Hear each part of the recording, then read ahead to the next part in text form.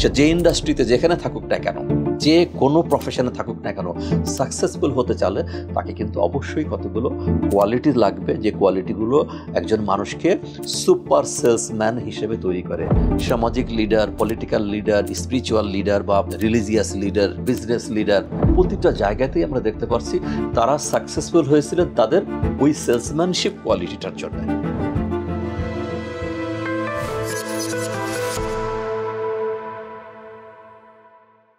Fawzan আজিম, যেটা সাফল্য থেকে মহাসাফল্যের পথে বলেছি, এই বইটাতে 3টা জিনিস আমি ইনক্লুড করেছি।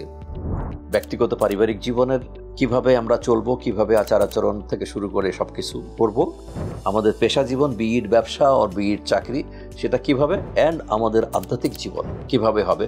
কারণ এই 3টা জীবন যখন একসঙ্গে প্যারালালি আগাবে তখনই যে সফলতা আসবে বা যে সাফল্য আসবে সেটাই হচ্ছে আসল সফলতা। আমরা বর্তমান যুগে এসে, চতুর্থ শিল্প বিপ্লবের যুগে এসে দুনিয়ার পিছনে ছুটে শুধু দুনিয়া টাকা, কোথায় সন্তান, কোথায় আত্মীয় স্বজন, কোথায় কি, কিচ্ছু না, আমরা সব ভুলে গেছি, উন্মাদ হয়ে গেছি, শুধু আমার চাই। তো এই জন্য বইটা করা। এর মধ্যে আমার কর্পোরেট এরিয়া বা পেশা জীবনের একটা জায়গায় আমরা একটা কথা বলার চেষ্টা করেছি, সেটা হচ্ছে এমন কেউ নেই যে নাকি সেলসের ভিতরে নেই। তার মানে জীবিত যারা আছেন, এভরিবডি আর ইনক্লুডেড ইন সেলস। কারণ আমাদের দেশে সেলস পেশায় যারা আছেন তাদের অনেককেই কিন্তু মানুষ কেন যেন একটু ভিন্ন দৃষ্টিতে দেখেন, খুব একটা ইজ্জতের, সম্মানের, সম্ভ্রমের দৃষ্টিতে দেখেন না।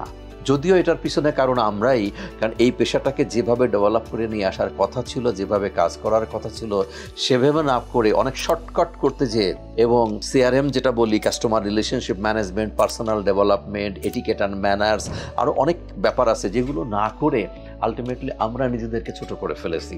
এবং কম্পিটিশনটাই শুধু আমরা দেখি, ইভেন এর চেয়ে ফায়ার্স কম্পিটিশনও যদি হয় তাহলেও নিজের এই যে কোয়ালিটিগুলো, নিজের সফট স্কিলগুলো, দক্ষতাগুলোকে কাজে লাগানো, পাশাপাশি নিজের প্রোডাক্ট অ্যান্ড ইনফরমেশন বা নলেজ এগুলোর কম্বাইন করে যদি কমিউনিকেশনটা সুন্দর করে করতে পারতাম তাহলে ভালো হতো। প্রাসঙ্গিক বিশাল একটা কোম্পানি বা 2টা কোম্পানির লোক আমার সঙ্গে রিসেন্টলি কথা বলেছেন।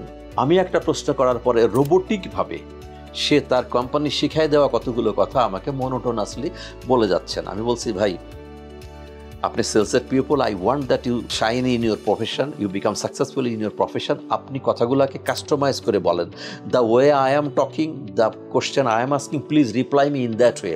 আপনি বাঁকা তেড়া করে অথবা আপনাকে শেখাই দেওয়া কথাগুলো বলবেনই, আপনি যা যা বলতে বলা হয়েছে না এটা বলা দরকার নাই।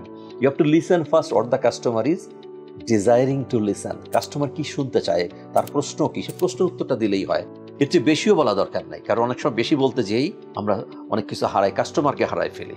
আমার চারপাশে আমরা দেখবো প্রচুর পণ্য, এই পণ্য তো মার্কেটিংয়ের বা সেলসের জিনিস, ঠিক আছে, বাট একজন টিচার যার কাছে আমি পড়ে আসছি, উনি কি সেলস পারসন না? উনি তো সেলস পারসন। যতগুলো টিচার ছিলেন তার মধ্যে কিছু কিছু টিচারকে আজও মনে রাখছি। কেন? বিকজ তার এই যে কমিউনিকেশন স্কিল এবং the way he or she made the deliveration, সে এটা জয় করেছেন। একজন সেলস পিপলের কাজ কি? To make the deliveration, sales piece in a very smooth way, successful way, nice way এবং অনেস্ট ওয়ে, অবশ্যই অনেস্ট ওয়ে, কখনোই কোনো ডিসঅনেস্টির জায়গায় এখানে নেই। কমিউনিকেশনটা তার ভালো হতে হবে। একজন ডাক্তারের পেশেন্ট অনেক, আরেকজন ডাক্তারের কোনো পেশেন্টই নাই, দুইজনই তো এমবিবিএস, দুইজনই এফসিপিএস, দুইজনই এমডি করা, দুইজনের এফআরসিএস করা। সমস্যা কোথায়? সমস্যা একটা জায়গাতেই, একজনের সেলসম্যানশিপ অনেক ভালো আর একজনের সেলসম্যানশিপ ভালো না। দুজন পীরের, একজন পীরে অনেক মুরিদ আর একজনের পীরে মুরিদ কম। কারণটা কি? একজনের মধ্যে সফট স্কিলগুলো ভালো, আরেকজনের মধ্যে সফট স্কিলগুলো ভালো না। 2টা পুত্রবধূর মধ্যে একজন পুত্রবধূ শ্বশুর শাশুড়ি, দেবর ননদ, প্রতিবেশীর কাছে খুবই প্রিয়, আরেকজন না।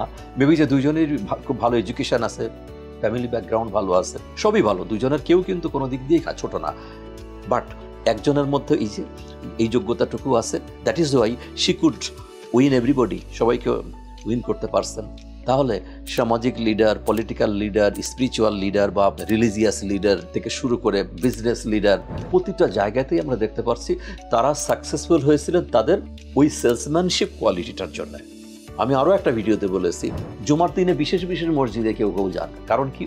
খুতবা তো শাবানের খুতবা শাবানের মতোই হবে, জিলকদের খুতবা জিলকদের মধ্যে, রবিউল আওয়ালের খুতবা রবিউলের আওয়ালের মতো হবে, রবিউল সানি আবার অন্যরকম হবে, জিল হজে আর এক রকম হবে।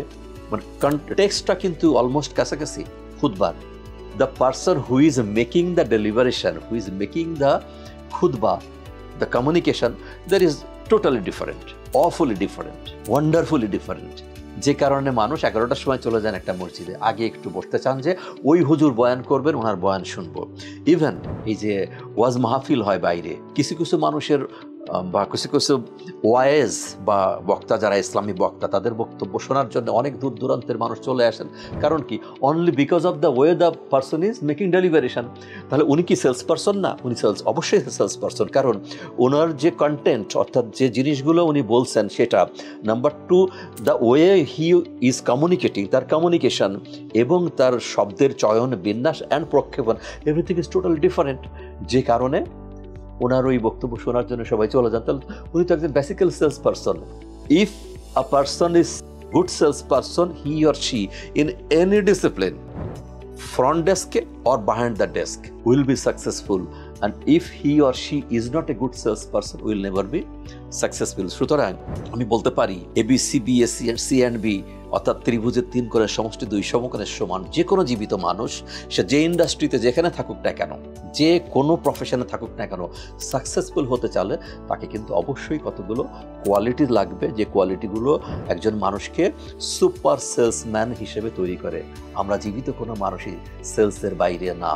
সো আমি মনে করি যে আমাদের যে যত বেশি সেলসম্যানশিপের কোয়ালিটিগুলোকে রপ্ত করতে পারবো, সেই তত বেশি ভালো সেলস পারসন শুধু হব না, আমরা সাকসেসফুল হব।